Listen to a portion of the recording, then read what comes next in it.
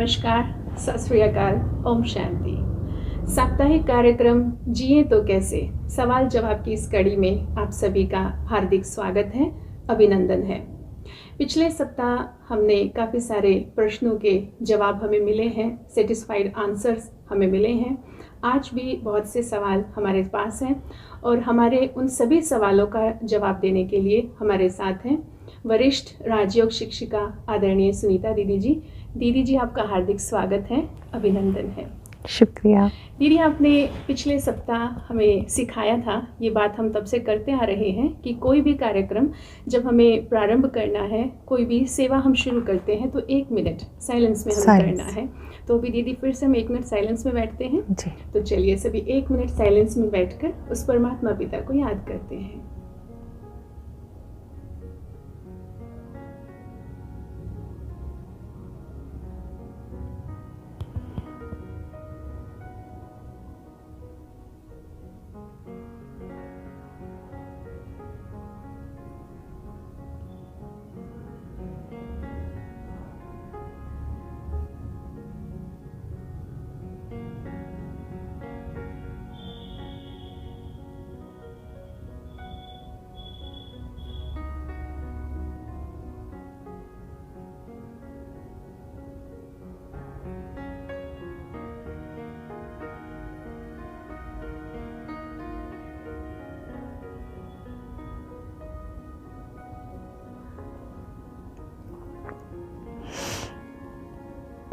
ओम शांति।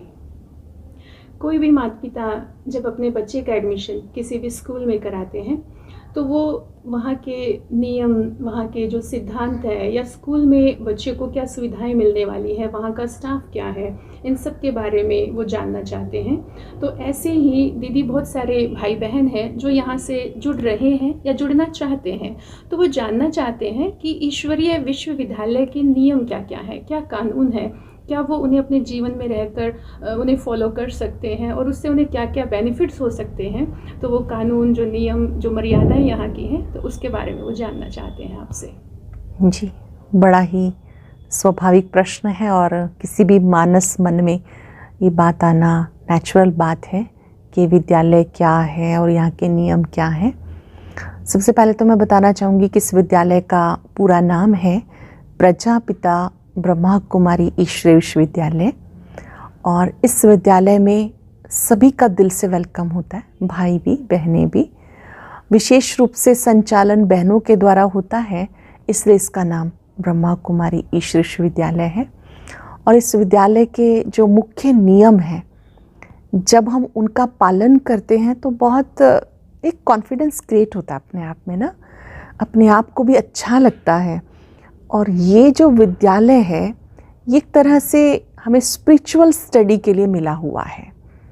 और इस विद्यालय की जो मुख्य नियम और मर्यादाएं हैं वो इस प्रकार हैं कि सबसे पहले हर एक अमृत वेले, जो भी गॉडली स्टूडेंट अपने आप को कहते हैं, समझते हैं, जिन्होंने पहचाना है, अमृत वेले 4 बजे उठकर परमात्मा से गुड मॉर्निंग करना और 4 से 4:45 तक विशेष अमृत वेला सामूहिक योग अभ्यास करना अपने अपने घर पर या सेंटर पर।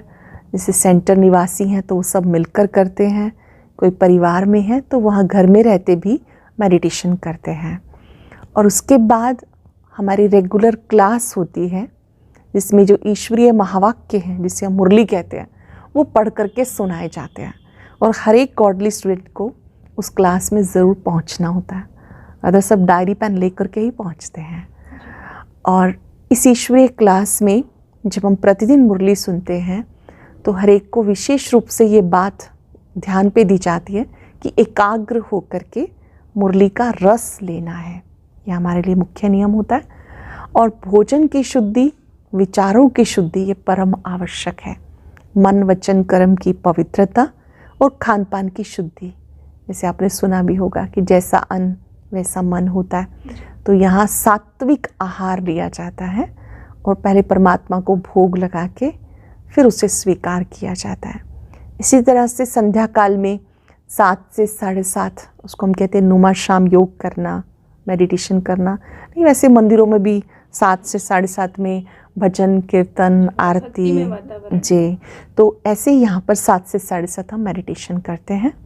और रात्रि सोने से पहले हर एक परमात्मा को या तो पत्र लिखते हैं या 15 मिनट मेडिटेशन करके सारा कुछ अपना बताकर सौंप कर फिर सोते हैं। इस तरह से ये हमारे मुख्य नियम है। ऐसे तो बहुत छोटे छोटे और भी बहुत सारे हैं, पर ये मुख्य नियम है। दीदी, आपने जो ये नियम बताए हैं इसका थोड़ा और स्पष्टीकरण मैं लूँ, इससे पहले मैं जानना चाहूँगी, जो प्रश्न पूछा है भाई बहनों ने, कि क्या यहाँ से कोई भी किसी भी धर्म के लोग हैं या फिर जैसे कोई भी आयु सीमा वाले लोग हैं या फिर लिंग भेद वाले, ऐसा कुछ नहीं है, तो कोई भी यहाँ से जुड़ सकते हैं? क्योंकि संस्थान का नाम जो आपने बताया अभी कि ब्रह्मा कुमारी शब्द आता है, तो क्या केवल बहनों के लिए है या सभी आयु वर्ग के लोग, सभी लोग इससे जुड़ सकते हैं?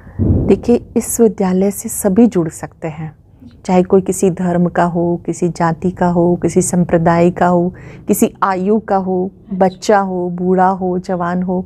और इसको तो हम वंडरफुल पाठशाला कहते हैं, क्योंकि इसमें ना छोटे छोटे बच्चे भी आते हैं कई बार क्लास में, उनके माता पिता भी आते हैं और उनके दादा दादी भी आते हैं। तो वो एक ऐसा क्लास बन जाता है कि एक ही क्लास में दादा भी पढ़ रहा है और पोता भी पढ़ रहा है, क्योंकि ईश्वरीय ज्ञान की क्लास है। तो यहाँ पे हर एक आ सकता है, क्योंकि यहाँ पर कोई भी इस तरह से धर्म भेद, जाति भेद ये सब नहीं है। जी, तो जैसे यहाँ पर ईश्वरीय पढ़ाई जाती है, परमात्मा स्वयं हमें पढ़ाते हैं, हम उनके स्टूडेंट हो जाते हैं। यानी अब हमारा एडमिशन एक ऐसी यूनिवर्सिटी में हो चुका है जिसका संचालन स्वयं भगवान करते हैं। जी। हम गॉडली स्टूडेंट बन गए हैं, गॉडली यूनिवर्सिटी के स्टूडेंट बन गए हैं। दीदी, आपने बात कही नियम के बारे में, सबसे पहला नियम आपने बताया अमृत वेले को लेकर के, ब्रह्म मुहूर्त का जो समय होता है। तो दीदी, वो जो समय है उसके बारे में थोड़ा सा और हम विस्तार उसका जानना चाहेंगे। जी, बहुत सुंदर बात है ये कि जो ब्रह्म मुहूर्त का समय होता है ना, वो बड़ा वरदानी समय होता है, अपनी तकदीर बनाने का समय होता है।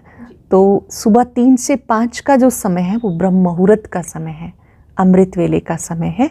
उस समय हम उठ करके बहुत एक्टिव होकर के परमात्मा से बातचीत करते हैं, रूहान करते हैं और सबसे पहले उठ करके उनको थैंक्स देते हैं अमृत वेले के समय में कि आपने हमें अपना बनाया, आपका बहुत बहुत शुक्रिया। थैंक्स करने के साथ साथ हम उनको दिल से बोलते हैं कि हम जो हैं जैसे हैं हम आपके हैं। अमृत वेले से ही हम वरदान लेकर के अपनी दिनचर्या को प्रारंभ करते हैं। तो ब्रह्म मुहूर्त का समय प्रातः 3 से 5 बजे तक का समय है। और आपने सुना ही होगा एक बड़ी अच्छी बात कि जो सुबह 4 बजे उठते हैं ना, वो परमात्मा के लाडले बच्चे होते हैं, और जो 5 बजे उठते हैं वो योगी जन होते हैं, जो 6 बजे उठते हैं वो भोगी होते हैं, और जो 7 बजे उठते हैं वो रोगी होते हैं, और जो 8 बजे उठते हैं उनका तो लिस्ट में नाम ही नहीं है, वो आउट ऑफ लिस्ट है। यस। जी। तो दीदी, आउट ऑफ लिस्ट तो मुझे लगता है आज के समय, क्योंकि लॉकडाउन हो गया था तो बहुत लोग इस दौरान में काफ़ी आलस्य के अधीन हो गए हैं, आलस्य से भर गए हैं। तो उस आलस्य से वो फिर से छूट जाएं, उससे वो मुक्ति पा सके, उसके लिए वो क्या कर सकते हैं ताकि वो ब्रह्म मुहूर्त का पूरा आनंद ले सकें? क्योंकि ये समय तो फिर दोबारा से पूरे उस 24 आवर्स का जो सर्कल रहेगा उसमें आने वाला नहीं है। तो आलस्य से वो कैसे अपने आप को बचाएं या कैसे छूटे ताकि वो ब्रह्म मुहूर्त को पूरा एंजॉय कर सके, वरदान ले सके? अभी लॉकडाउन में ना, क्योंकि हर एक को ये था कि उठ के क्या करेंगे, तो सो ही रहे। लेकिन अगर हम अपने ऊपर थोड़ा सा ध्यान दें कि अगर मुझे अपने श्रेष्ठ संस्कार बनाने हैं तो मुझे उस समय में भी सोना नहीं है, कैसे भी करके अपने आप को जगाना है। क्यों जगाना, ये कंसेप्ट क्लियर होना चाहिए कि मुझे भगवान से मिलना है, उससे मुझे वरदान लेने हैं, मुझे अपनी तकदीर को अच्छा बनाना है। तो जब एक लक्ष्य सामने होगा तो हम आलस्य का त्याग कर सकेंगे। इसके लिए सुबह जल्दी उठने के लिए ना, रात को जल्दी सोना बहुत आवश्यक है। अगर आप जल्दी सोएंगे नहीं तो जल्दी उठा ही नहीं जाएगा। अगर मान लीजिए आप देरी से सो रहे हैं तो नेचुरली 6 घंटा 8 घंटा साउंड स्लीप होनी ही चाहिए, अदरवाइज ब्रेन पर इफेक्ट आना शुरू हो जाता है। तो इसलिए रात को जल्दी सोने पर मेरे ख्याल से ज़्यादा ध्यान दिया जाए तो हम सुबह जल्दी उठ सकेंगे। अगर हम देरी से सोएंगे तो आलस्य घेरेगा, मन में आएगा थोड़ी देर और सो जाओ, थोड़ी देर और सो जाओ। और ये अपने साथ एक बहुत अच्छा हमें एक प्रयास करना चाहिए कि मुझे कैसे भी करके अपने कार्यों को एडजस्ट करके, रात्रि भोजन जल्दी करके, सब कार्यों को विश्राम दे करके, कुछ कार्यों को नेक्स्ट डे करने का संकल्प लेकर टाइम पे सोना है। यहाँ कहते हैं 10 मतलब बस, 10 बजे सो जाओ और 4 बजे उठ जाओ। दीदी, किसी भाई ने प्रश्न पूछा है कि उनका, क्योंकि मीटिंग थोड़ा लेट तक चलती है, देरी से घर आना, फिर देरी से सोना, लेकिन अमृत वेले वो उठ जाते हैं। लेकिन उनका प्रश्न ये है कि क्या अमृत वेले उठ करके मेडिटेशन करके वो दोबारा सो सकते हैं, क्योंकि पूरे दिन भर में फिर उन्हें आराम का समय नहीं मिल पाता है और उनकी नींद काफ़ी फिर कम हो रही है, तो कहीं ना कहीं उनके स्वास्थ्य पर भी प्रभाव पड़ रहा है। तो वो क्या करें कि क्या दोबारा सो सकते हैं या नहीं सोना होता है? देखिए, इन चीज़ों में थोड़ा सा फ्लेक्सिबल बनना होगा। अगर किसी की दिनचर्या इस तरह की है कि उन्हें दिन में रेस्ट नहीं मिलने वाला, तो उनको अमृत वेला करके रेस्ट कर लेना चाहिए। कर लेना चाहिए। नहीं तो क्या होगा, ऑफिस में जाके सो जाएंगे आप, बाकी सब लोग आपका मजाक बनाएंगे। जो काम करे थोड़ा सा एक्टिव होकर के करें। वो कार्य में इफेक्टिवनेस आपकी तब आती है जब आपकी नींद प्रॉपर आपने की हो। तो इसलिए प्रयास करें कि आप टाइम से सोएं, टाइम पर उठें। लेकिन अगर कभी ऐसा ऊपर नीचे हो गया है तो अमृत वेला करने के बाद आप रेस्ट कर सकते हैं। लेकिन रेस्ट जब आप करने जा रहे हैं तो अच्छी स्थिति में ही सोएं। उस समय हम ये ना सोएं कि मैंने अमृत वेला किया, अब तो मेरा अमृत वेला खराब ही हो जाएगा जब मैं रेस्ट कर रहा हूँ, ऐसे संकल्प चला के नहीं। लेकिन उस शरीर की आवश्यकता प्रमाण आप सो रहे हैं तो आप योगयुक्त स्थिति में सोएं और फिर उठ कर के फिर से योगयुक्त हो जाएं। दीदी, इसी के साथ एक सवाल किया है कि कभी ऐसा हो जाता है, हुआ है उनके साथ ऐसा 2-4 बार कि अमृत वेला उनका मिस हो गया है, तो पूरा दिन फिर वो उसी गिल्ट में रहती है कि आज तो भगवान से मिलन नहीं हुआ, तो उसका असर उनकी दिनचर्या पर भी पड़ता है। तो इसके लिए वो क्या करें? ऐसा भी बहुतों को देखा है कि जब वो नहीं उठ पाते तो सारा दिन उनका मूड ऑफ सा ही रहता है। जी, ऐसा ही। और वो एक दूसरे को यही कहते हैं कि आज भगवान आए, मैं मिल नहीं पाई, मेरा अमृत वेला मिस हो गया। अगर किसी वजह से हो भी गया है, मान लीजिए आपको 4 बजे उठना था और आपकी नींद 5 बजे खुली, 5:30 बजे खुली, उठते ही आप 20 मिनट अच्छे से मेडिटेशन कर लीजिए और कोशिश कीजिए कि दिन भर में वो टाइम कवर कर लिया जाए। जो आपको 45 मिनट दिन में करना था, दिन में आप डबल टाइम कर लीजिए। जैसे स्कूल में हम कभी जाते हैं, एक दिन का होमवर्क मिस हो गया तो नेक्स्ट डे जब हम जाते हैं तो पिछला भी करते हैं और आज वाला भी करते हैं। तो ऐसे करके हमें अपने मन को सेट रखना है, अपसेट नहीं होना है। अगर देरी से भी उठे हैं तो भी उठ कर के पहला मैंने क्या काम किया, मान लीजिए 4 बजे उठना था और आप 5:30 बजे उठ रहे हैं, तो 5:30 से 6 बजे तक भी आप अच्छी स्थिति में मेडिटेशन कर सकते हैं। आप अच्छी स्थिति में योगयुक्त हो जाएं और दिन भर में साइलेंस में रहें और मन ही मन दृढ़ संकल्प कर रहे हैं कि जिस वजह से आज मेरा अमृत वेला ऊपर नीचे हुआ है, अब मुझे आगे नहीं होने देना है, और दृढ़तापूर्वक संकल्प कर लें। रात्रि जैसे भोजन आप हल्का करके दूध फल ले लेंगे तो आप अच्छे से विश्राम भी कर पाएंगे और जल्दी उठ भी पाएंगे। हम इस गिल्ट में नहीं रहना है कि बाबा से मिले नहीं और सारा दिन मूड ऑफ कर ले, ऐसा नहीं। दीदी, हमारे एक आर्मी के एक जवान ने, सैनिक ने एक सवाल किया कि जब से वो संस्थान से जुड़े हैं, उन्होंने ऑनलाइन कोर्स किया, उनको जीवन में काफ़ी अच्छा लग रहा है, ड्यूटी में उनको काफ़ी बेनिफिट्स हो रहे हैं, लेकिन उनका सवाल है कि उनकी कभी कभी नाइट ड्यूटी होती है, 2 बजे तक उनकी ड्यूटी होती है और अमृत वेले का समय जैसे बताया है 3:30 से है, 4 से 5 तक है।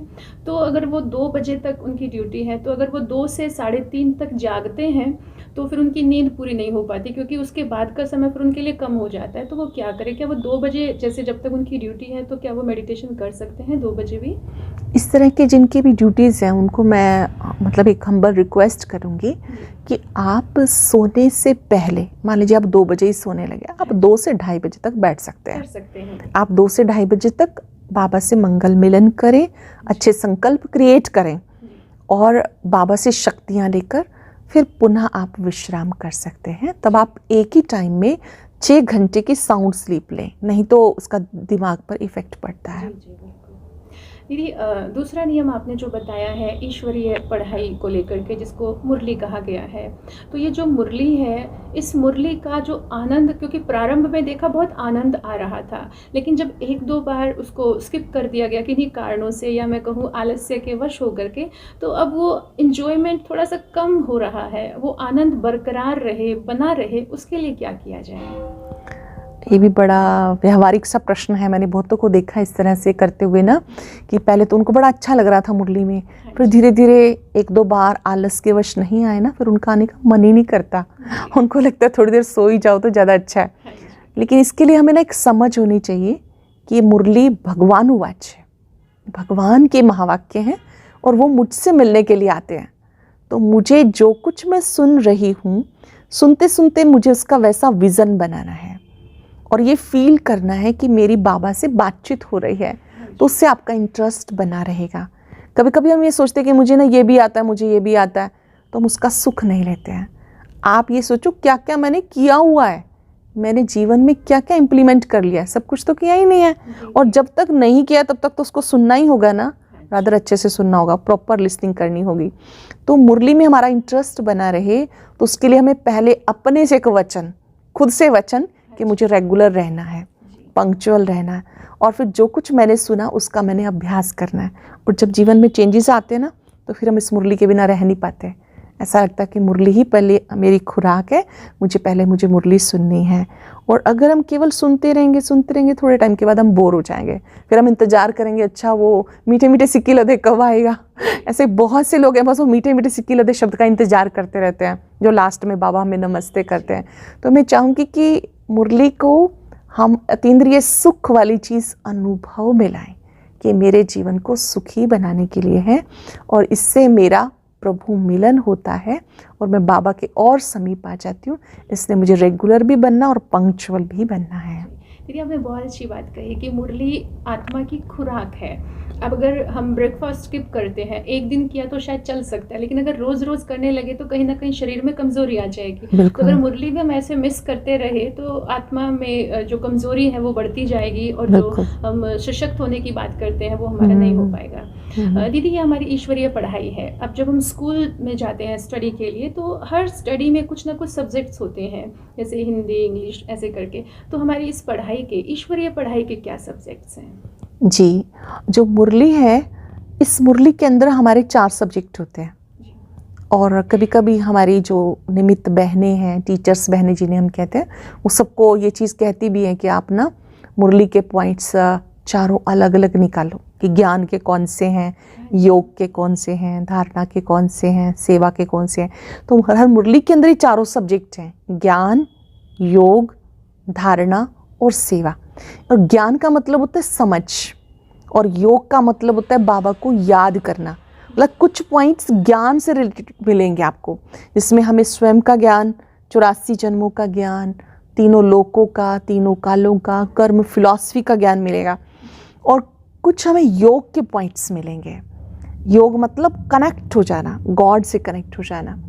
और कुछ बातें हमारे जीवन की धारणाओं से संबंधित हैं। बहुत सुंदर सुंदर बातें बाबा धारणाओं में कहते हैं, जैसे बच्चे तुम्हें किसी को दुख नहीं देना, अगर आप दुख देंगे तो दुख ही प्राप्त होगा। बहुत सुंदर धारणा कि आपका लिविंग स्टैंडर्ड ना तो बहुत हाई होना चाहिए, ना बहुत लो, मध्यम होना चाहिए, धारणा की बात है। अपने सुख से पहले दूसरे के सुख को मुझे बढ़ाना है, उसे सुख देना है, ये ध्यान होना चाहिए। ये सारी धारणा की बातें हैं। और चौथा होता है सेवा। ये तन मन धन से हम सब मिलके सेवा करते हैं, क्योंकि यज्ञ सेवा है, तो सेवा से ही मेवा प्राप्त होता है। तो ये चारों सब्जेक्ट इंटरलिंक्ड हैं। जब आप मुरली सुनते हैं तो इसमें चारों सब्जेक्ट पर ही बाबा बात करते हैं। दीदी आपने पहला सब्जेक्ट बताया ज्ञान का। तो ज्ञान मतलब अब बहुत सब लोग जैसे होते हैं, जो हमारी बुज़ुर्ग माताएं हैं, विशेषकर वे बुज़ुर्ग भाई हैं, या जो बच्चों की हम बात करें जिन्होंने तो जो स्कूल कभी गए ही नहीं हैं, तो वो तो पढ़े लिखे नहीं हैं। तो फिर ज्ञान कैसे मतलब वो कैसे ले सकते हैं कि ये सब्जेक्ट उनको वो कैसे पढ़ सकते हैं, कैसे जीवन में आ सकता है उनके?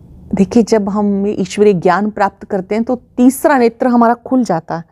और मैंने देखा है कि जो हमारे बुजुर्ग भाई बहन हैं ना, वो तो इंग्लिश भी सीख जाते हैं, क्योंकि मुरली में जो बाबा के महावाक्य होते हैं ना, तो वो धीरे धीरे हर रोज़ सुनते हैं, उनको समझ में आने लगते हैं। एक बार मुझे याद है कि मुरली में ना एक फिलांथ्रोपिस्ट शब्द आया, तो कोई वेल एजुकेटेड थी और उससे पूछा तो उसको मीनिंग नहीं पता था। और एक बुजुर्ग माता जो कभी स्कूल में गई नहीं, तो उसने उसका मीनिंग बताया, जिसका मतलब तो महादानी होता है। तो भगवान की मुरली से सीखा, क्योंकि बाबा इन शब्दों को यूज़ करते हैं। तो चाहे कोई स्कूल में गए हैं या नहीं गए हैं, मैं समझती हूँ कि ज्ञान से हमारा जब तीसरा नेत्र खुल जाता है तो ये स्टडी क्वाइट ईजी हो जाती है। यानी मुरली जो है हमें वो आध्यात्मिकता से शिक्षित करती है, उसके साथ साथ व्यवहारिकता में दीक्षित हमें कर देती है। जी। तो इसके लिए कोई ज़रूरी नहीं है कि अगर स्कूल नहीं गए हैं कभी या कभी पढ़ाई लिखाई उस तरह से किताबी नहीं की है तो भी हम मुरली का अध्ययन कर सकते हैं, मुरली सुन सकते हैं, उसे जीवन में अपना सकते हैं। बहुत अच्छा दीदी। दीदी आपने जो योग की बात कही है तो बहुत सारे भाई बहन जानना चाहते हैं कि योग जो वो पहले से करते आ रहे हैं कि कोई एक्सरसाइज है या कोई प्राणायाम आदि है, और यहाँ उन्होंने मुरली में सुना है सहज राजयोग, तो इन दोनों में क्या अंतर है, योग और सहज राजयोग? जो हम पहले सुनते आ रहे हैं योग से मतलब जो प्राणायाम है, आसन है, वो हमारे शारीरिक स्वास्थ्य के लिए आवश्यक है। मैं ज़रूर कहना चाहूँगी कि वर्तमान परिस्थितियों को देखते हुए हर एक को प्रतिदिन वो करना ही चाहिए, क्योंकि अगर आप एक्टिव अलर्ट हैं तो ही आप सहज योग कर सकते हैं, नहीं तो इस योग में भी सो ही जाएंगे। ये जो सहज योग परमात्मा पिता ने सिखाया है, ये वास्तव में आत्मा का परमात्मा से मिलन वाला योग है। ये मन को स्वस्थ करने के लिए है, वो तन को स्वस्थ करने के लिए। 80% disease are only due to mental tension. तो मन के स्वास्थ्य के लिए राजयोग बहुत ज़रूरी है, जिसे हम सहज योग कहते हैं, कर्म योग कहते हैं, और शारीरिक स्वास्थ्य के लिए फिजिकल योगा बहुत ज़रूरी है। तो दोनों का अपना अपना महत्व है। दीदी जो सहज राजयोग है, सवाल ये पूछा गया था कि क्या इसमें जो ब्रीदिंग इन एंड आउट है इस पर हमें फोकस करना है या कहाँ इसमें हमें ध्यान लगाना है? राजयोगा में हम इस तरह से कोई श्वास के ऊपर या ब्रीदिंग इन आउट इनके ऊपर नहीं जाते हैं। अगर आप फिजिकल योगा कर रहे हैं तो उस समय आप अच्छा चिंतन करें तो आपको बहुत बेनिफिट होगा उसका। लेकिन राजयोगा में आपने केवल मन के चिंतन को चेक करना है, और चिंतन के साथ साथ जैसा आपका चिंतन वैसा दर्शन करना है। तो उससे मन और बुद्धि आपके एकाग्र हो जाते हैं। मन और बुद्धि को आनंद ही तब आता है जब चिंतन और दर्शन एक समान होता है। तो इसलिए इसमें ऐसा कोई ब्रीदिंग के ऊपर हम ध्यान नहीं लगाते हैं। सही मेडिटेशन होता है, अपने को आप आत्मा समझकर परम पिता परमात्मा पर अपने मन को एकाग्र कर ले और उनके गुणों को अपने में फील करें आता हुआ चिंतन के द्वारा। इसमें कोई भी हम इस तरह का एक्सरसाइज वगैरह नहीं करते हैं। कोई पोज वगैरह बनाकर बैठना होता है या कहीं भी जैसे सोफा पर बैठे हैं या ज़मीन पर बैठे हैं तो कहीं भी बैठ के कर सकते हैं? आजकल तो सबको मालूम है नीचे किसी से भी नहीं बैठा जाता है। जी। तो सुख आसन में आप बैठिए, आपको चेयर पे ठीक लगता है चेयर पे बैठिए, सोफा पे बैठना है सोफा पे बैठिए, लेकिन मन आपका परमात्म स्मृतियों में होना चाहिए, क्योंकि इसमें कोई फेस बनाने वाली बात नहीं है। आपका चिंतन अच्छा चलेगा तो आपका माइंड और आपका चेहरा वो अच्छा आपको सुकून देने वाला फील होगा। मुद्रा में बैठने की आवश्यकता नहीं है कि हम ये मुद्रा बना के बैठे या हाथों को ऐसे करके ऐसे करके। दीदी एक बार मैं आपसे एक्चुअल जो हम बैठने की हमारी स्थिति होती है, आप हमारे दर्शकों को थोड़ा सा दिखा सकते हैं कि किस प्रकार में बैठे? जैसे भी आप बैठे हुए हैं ना, इस तरह से करके आप बैठिए। ये थोड़ा सा साइन ऑफ अलर्टनेस है कि इससे आपको नींद नहीं आएगी, आपके नेत्र खुले रहेंगे, और खुले नेत्रों से आपके मन का जो चिंतन है वो आत्मचिंतन और परमात्म चिंतन होगा। इस तरह से जब हम बैठते हैं तो हम अपने घर में मेडिटेशन रूम में सामने ज्योति बिंदु बाबा का चित्र लगा सकते हैं। बाबा के गुणों वाला जो चित्र है उस चित्र पे बिंदु पे हम ध्यान लगा के खुले नेत्रों से परमात्म चिंतन कर सकते हैं। यदि आपने बात कही कि खुले नेत्रों से हमें करना चाहिए, लेकिन यदि जब खुले नेत्र हम रखते हैं तो सामने की बहुत सारी चीज़ें हमें इधर उधर से दिखाई देती हैं और मन फिर भटक जाता है, तो क्या आंखें बंद करके नहीं कर सकते? अब जब आप आंखें बंद करेंगे ना तो एक बार बंद करके देख लो, आपको अंदर का संसार इतना बड़ा दिखाई देने लगेगा कि वो और ज़्यादा भटकेगा। अब जब आप खोल के आप जब खोल के बैठे थे तो केवल सामने वाला ज्योति बिंदु ही दिख रहा था आपको, लेकिन जब आप नेत्र बंद करते हो तो अंदर का संसार तो बहुत बड़ा है।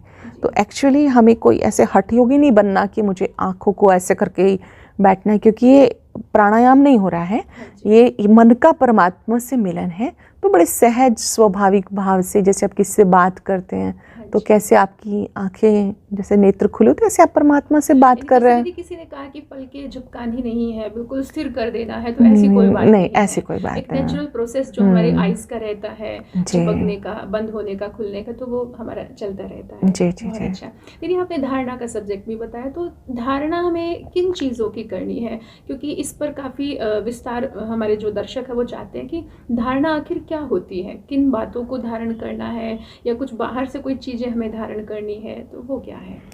धारणा का मतलब होता है कि लाइफ के कुछ अच्छे नियम बना लेना, अच्छे असूल बना लेना जी। और ये ऐसे असूल होते हैं जिससे आपको बहुत सुकून मिलता है।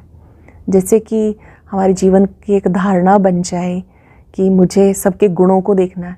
अब आप ऐसा करके देखेंगे तो आपको बड़ा अच्छा लगेगा, आपको लगेगा कि मेरी मैक्सिमम प्रॉब्लम सॉल्व ही हो गई, क्योंकि मैंने एक धारण कर ली बात कि मैंने सबसे पहले ना अच्छे गुणों को ही देखना। अब गुणों को तो देखना ही नहीं है। अभी जितने आप अवगुण देखते जाते तो दिमाग डस्टबिन बन जाता है। अब कई लोग ना अपने आपको बड़ा इंटेलिजेंट सोचते हैं और जिससे मिलेंगे ना उसकी, भाई इसकी तो मैंने ये बुराई देख ली, इसकी मैंने ये देख ली, अब ये नहीं पता ये सारा किचड़ा यहाँ पे स्टोर हो रहा है, और फिर निकलेगा तो है ही, व्यवहार में तो आएगा ही आएगा। ऐसे जीवन की एक अच्छी धारणा होती है कि मुझे जो भी काम करना है वो मुस्कुराते हुए करना है। अब आप इस चीज़ को अप्लाई करके देखो, आपको फ़ायदा होगा। ये भी अपना असूल है। कुछ लोग होते कार्य करेंगे वो ना उसको हेडेक बना लेंगे। कुछ लोग कहते हैं work is worship for me, और कुछ ऐसे भी कहते हैं work is worship for me. ऐसे कुछ लोग हेडेक समझ के करते हैं, भाई जिम्मेवारी है, क्या करें कैसे करें। लेकिन एक राजयोगी व्यक्ति बहुत इजीली लेता है इन सब चीज़ों को। ये हमारे जीवन की व्यक्तिगत धारणाएं हैं कि मुझे गुणों को देखना है, मुझे मुस्कुराते हुए काम करना है, मुझे किसी की ग्लानि नहीं करनी है। अच्छा, किसी को बताना भी पड़ता है, किसी की कोई कमी कमजोरी, ऐसा तो है नहीं कि हम कोई आइलैंड पे रहते हैं। एज ए ह्यूमन बीइंग, अब एज ए ह्यूमन बीइंग बहुत सारी बातें होती हैं संगठन में, तो बताना में तो सैंडविच मेथड यूज़ किया जा सकता है बताने के लिए। सैंडविच मेथड, जैसे आप सैंडविच बनाते हो तो आप कैसे बनाते हैं? वैसे पहले ब्रेड लेते हैं और उसमें फिर टमाटर, बटर, ये सारी चीज़ें रखते हैं, फिर ऊपर से फिर एक ब्रेड रख लेते हैं और फिर बनाते हैं। तो उसको रोस्ट कर लेते हैं हम, या फिर मेकर में यूज़ करते हैं, या तो गैस पे बनाते हैं। जी, मतलब आप उसको ज्वाइंट करने के लिए बटर तो लगाते हैं। तो ऐसे जब हमें किसी को कोई बात कहनी है ना, तो सीधा ही अटैक नहीं कर देना। मेरा ये निजी अनुभव है कि किसी को कोई बात कहनी है तो आराम से बैठ के बात करो। आप चलते फिरते नहीं किसी को कुछ भी बोल दो। आप उसके साथ बैठे और पहले उसकी ना 2 या 3 अच्छी बातें बताएं। आपकी ये बात बहुत अच्छी है, आपकी ये बात बहुत अच्छी है, आपकी ये वाली बात भी बहुत अच्छी है, पर अगर आप ये वाली बात भी अगर अच्छी कर लें तो कितना अच्छा हो। तो दीदी, सामने वाले को नहीं लगेगा कि हम उनकी बटरिंग कर रहे हैं, तारीफ कर रहे और फिर लास्ट में देखिए वो क्या सोचते हैं, इस चक्कर में मत जाइए, क्योंकि आजकल किसी का भी स्टेमिना ऐसा नहीं है कि आप डायरेक्टली अटैक करते चले जाएं और उनकी कमियां बताते चले जाएं। आप एक बताएंगे तो 10 बताएगा, होता ही है, कोई सुनना ही नहीं चाहता। क्योंकि आत्मा में शक्ति ही नहीं रही ना, तो वो सुने कैसे? अगर हमें शक्ति है तो ही हम कहेंगे ना कि ठीक है, मेरी कमियां मुझे बता सकते हो, मुझे बुरा नहीं लगेगा। हम क्या ये बात कह सकते एक दूसरे को? और मुझे ऐसा लगता है कि हमें कह देना चाहिए, आपको मेरी कोई बात अच्छी नहीं लगती, आप मुझे कह सकते हो, मुझे बुरा नहीं लगेगा। अगर हम चलो 3 दिन सही ये वाला प्रयोग करके देखें और उसके बाद हम एक दूसरे की बात प्यार से बता दें। पहली बात तो विशेषताएं बताएं, लेकिन अगर कमी भी बतानी है तो पहले उसकी कोई अच्छी बात बता के फिर कमी को बताएं। ये है सैंडविच मेथड। सभी दर्शक, आप जो भाई बहनें सुन रहे हैं, तो आज से इस सैंडविच मेथड का हम इस्तेमाल करेंगे अपने जीवन में, और जो भी बातें हमें बतानी है बहुत प्रेम से बतानी है, बहुत अच्छे से हम बताएं, ताकि वो चीज़ें फिर हम और अपने लिए हमें ये विशेष इस्तेमाल करना है। ऐसा नहीं कि केवल दूसरों के लिए, लेकिन खुद के लिए भी हमें ये करना है। दीदी, आपने एक नियम सब्जेक्ट बताया था कि सेवा। जब आप बता रहे थे तो मुझे अपनी एक पुरानी बात जो मैंने सुनी थी मुझे याद आ रही थी कि करो सेवा पाओ मेवा। तो मीनिंग कभी समझ नहीं आया कि मेवा कैसे मिलता है, इसका क्या मतलब है, सेवा और मेवा, तो इसके बारे में भी आप बताएं। वैसे तो मेवा ड्राई फ्रूट को कहते हैं ना। जी, वही सोच रही थी कि सेवा से ड्राई फ्रूट्स कैसे मिल सकते हैं। अब सेवा में, अब देखिए, जब ड्राई फ्रूट खाते तो एनर्जी आती है ना। तो ऐसे ही जब आप सच्चे दिल से सेवा करते हैं, निस्वार्थ सेवा करते हैं, तो आपकी इनर हैप्पीनेस बढ़ती है, इनर स्ट्रेंथ बढ़ती है, आपकी सेटिस्फेक्शन बढ़ती है। तो ये आत्मा के लिए मेवा है। खुशी कितना बड़ा मेवा है, ये मार्केट से तो मिल ही नहीं सकता। आप किसी से भी कहो कि इतनी पैसे ले लो और इतनी खुशी दे दो, नहीं मिल सकता, लेकिन सत्य कर्मों से ही आपको नेचुरल मिलता है। तो अच्छे कर्म करके हम खुशी का मेवा प्राप्त करें, संतुष्टता का मेवा प्राप्त करें, आनंद का मेवा प्राप्त करें। और ये मेवे ना सबको ही डाइजेस्ट हो जाते हैं हाँ जी, बिल्कुल। क्योंकि उसमें फिर भी कोलेस्ट्रॉल बीमारी बढ़ने नहीं की लगेगी। बात रहती है, लेकिन हाँ जी। इसमें ऐसा नहीं है। ये तो जितने बढ़ते जाएंगे ना, तो आपको ऐसा लगेगा कि आप अंदर से ना बड़े बेफिक्र बादशाह हैं, हाँ जी। ऐसा आपको फील हो। दीदी, आपने नियमों की जो बात चल रही थी, यहाँ के नियम कानून के बारे में, मर्यादा के बारे में, तो एक नियम आपने बताया था विचारों की शुद्धता, क्योंकि आजकल जो विचार देखे जा रहे हैं, जो लेन देन है विचारों का आदान प्रदान, वो कहीं ना कहीं नेगेटिव थॉट्स बहुत ज़्यादा चल रहा है। तो उसमें शुद्धि के लिए हम क्या कर सकते हैं, जो हमारे विचार भी शुद्ध रहे और जो मेरा एरिया है, जो मेरे लोग हैं संगठन के, तो वहाँ पर भी वो पॉजिटिविटी बनी रहे, उसके लिए क्या किया जाए? ये जो विचारों की शुद्धता है ना, ये बड़ा इम्पॉर्टेंट सब्जेक्ट है। जो लोग इजी नेचर वाले होते हैं ना, वो विचारों को बदल सकते हैं, जी। क्योंकि इजी नेचर अपने आप में कितना अच्छा गुण है कि ऐसा लगता है कि जीवन जीने का ना आनंद आ गया, सुख मिल रहा है। अपने विचारों को बदलने के लिए ना सबसे पहले तो हमें अपने आप को तैयार करना चाहिए कि मैं क्या तैयार हूँ इन्हें बदलने के लिए। जी। कुछ लोग ना अपने माइंड को सप्रेस करते हैं। Don't suppress your mind. आप सोचो, सोचना तो अच्छी बात है। जी। इंसान में और पशुओं में यही तो अंतर है कि वो सोच सकता है, हाँ जी। और जो हम सोच रहे हैं उसके ऊपर एक नज़र होनी चाहिए हमारी कि जो कुछ मैं सोच रही हूँ क्या ये आवश्यक है। Ask yourself 4 time 5 time, ask yourself कि जो कुछ मैं सोच रही हूँ क्या इसकी ज़रूरत है। आपको हर बार जवाब मिलेगा नहीं। हम ज़रूरत से ज़्यादा सोचते हैं, अनावश्यक सोचते हैं। तो विचारों की शुद्धता का मतलब विचारों को दबाना नहीं, लेकिन उसको परिवर्तन करना है। विचार तो आएंगे एज ए ह्यूमन बीइंग, जैसे आंखों का काम देखना है। जी दीदी, आप, मैं बीच में पूछ रही हूँ कि क्या, जैसे आपने कहा दबाना नहीं, तो क्या ये कभी ऐसा हो सकता है कि मन कभी कुछ सोचे ही ना, शून्य हो जाए, खाली हो जाए विचारों से, क्या ये भी संभव होता है? विचारों की गति धीमी की जा सकती है, विचार शून्य नहीं किया जा सकता। अच्छा। वैसे भी हम 1 मिनट के अंदर कितने थॉट्स क्रिएट करते हैं ना। जी। आजकल तो बड़ी सारी रिसर्चेज आ चुकी हैं हाँ जी। कि 1 मिनट में मनुष्य आत्मा कितना सोचती है, हाँ जी। और वो गति बढ़ती जा रही है। हमारे विचार 50-60 हज़ार तक हो जाते हैं। जी। अब 1 घंटे तक भी अगर आप सोचते हैं और वो वेस्ट सोच रहे हैं, नेगेटिव सोच रहे हैं, तो वो हमारे विचार हमारे पे हावी हो जाते हैं। केवल आपने उन विचारों का रूपांतरण करना है, ट्रांसफॉर्मेशन करना है। आप अपने मन में विचारों को लाइए। मान लीजिए कि विचार आ गया आपके मन में कि मेरे साथ ना बहुत गलत किया और मैंने इसका बदला लेना है। आ गया विचार बदला लेने का, कोई बात नहीं, आएगा ना वो भी। तो तुरंत आप अपने विचारों को विचार से बदलेंगे। अब आप कैसे बदलेंगे? विचार, जी। हाँ वो बताइए, आप बताओ कैसे बदलोगे? आप ही बताइए वो क्या विचार होगा, जिससे, क्योंकि ऐसे तो बहुत सारे आते हैं, किसी ने भी गलत हमारे साथ जी। किया है अब मान लो हमारे सामने कोई जिद कर रहा है, कोई क्रोध कर रहा है, हम देख रहे हैं उसको, और उस समय उसके जो थॉट्स चल रहे हैं वो भी हमें समझ में आ रहे हैं। अब उस समय अगर आप भी वैसा ही बन जाते हैं तो विचार तो बदले ही नहीं। आपके मन में जैसे थॉट आया कि मेरे साथ गलत किया, मैंने बदला लेना है, तुरंत अपने आप को कहिए रुको, बदला नहीं लेना, बदल के दिखाना है। आप जैसे ही सोचेंगे विचार बदल जाएगा। कोई जिद कर रहा है, आप उस समय चिंतन कीजिए कि जैसे ये व्यक्ति जिद कर रहा है, मुझे अच्छा नहीं लग रहा, तो मैं ज़िंदगी में कभी किसी के सामने जिद नहीं करूँगा। इस तरह से सीखते जाना है। देखिए, विचार ही हमारे बोल बनते हैं, बोल ही हमारे कर्म बनते हैं। तो विचारों को बदलने के लिए थोड़ा सा हम एकांत में बैठें और अच्छा अध्ययन करें। और रिच सोर्स है अच्छे विचारों का मुरली, और बिगिनर्स के लिए तो आजकल अच्छी डिटेल में सुनाई जा रही है।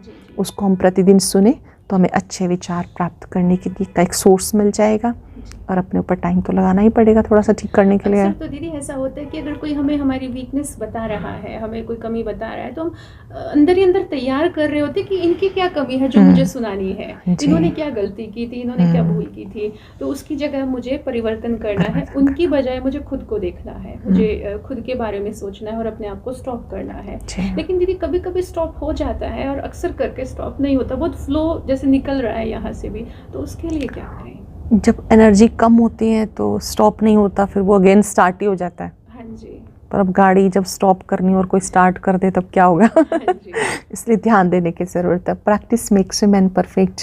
अटेंशन देना होगा अपने ऊपर। हर घंटे में 1 मिनट हम थोड़ा सा रुक कर अपने विचारों को देख लेंगे और क्रिएट करेंगे। अच्छे विचार आएंगे नहीं, क्रिएट करने होंगे। जैसे जो बगीचे हैं ना वो लगाए जाते हैं, और जो जंगल है वो अपने आप उग जाते हैं। तो अच्छे विचारों का बगीचा लगाना है तो अच्छे विचार क्रिएट करो कि मैं परमात्मा का बच्चा हूँ, सब अच्छे हैं, सबका भला हो, सबका कल्याण हो, तो इससे आप एनर्जेटिक बन जाएंगे। जी दीदी, जैसे मुरली की बात कर रहे थे, नियम मर्यादा ये सब हमने जाना। अभी 24 नवंबर को जो परमात्मा की जो बद्रामणि हुई थी, जो अवतरित हुए थे और मुरली सुनाई थी, तो उसमें बाबा ने एक बात कही थी, बच्चे टेंशन फ्री भव, कि बाबा का वरदान है आपके लिए, आप टेंशन फ्री रहें।